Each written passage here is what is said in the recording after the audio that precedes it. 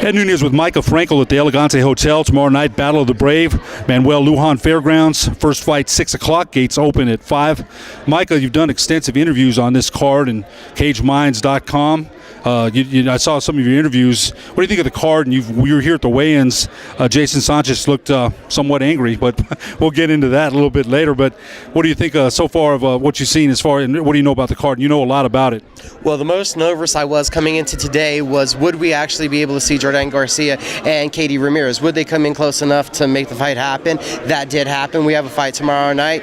That was a pivotal point, I know, for the promotion. Would that fight be able to commence? I mean, you saw the raw emotion coming out of Matt Griego and Brian Mendoza on the scales. Both of them look hungry, look ready to perform in front of this local crowd. Jason Sanchez, I'll spoiler alert you guys, there's been a last moment change in opponent, so he's a little angry, but I think we're still looking at a good contest. He has a veteran in front of him that has more than 40 fights under his belt, so I think we have some tough fights out there. Last minute, Ronnie Baca jumping in to take on Anthony Hill. That one is going to be a war for sure, and definitely a big step up in competition, the experience level for a young man like Baca, taking on a guy with 25 fights as he has 2 under his belt. Definitely a lot of confidence from him and his team. I expect an exciting show tomorrow night.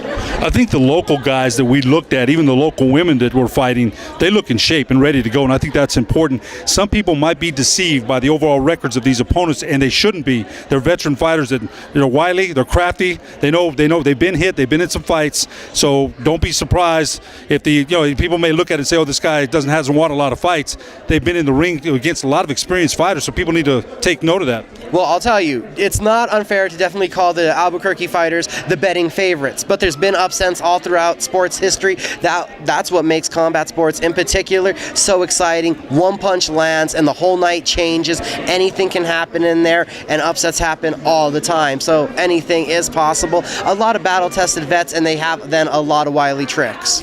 Well, nobody knows more about combat sports than Mika Frankl. Mika, thanks so much for your time. Ed, always, and thank you for the compliment. You bet. We'll be back with more fighters after these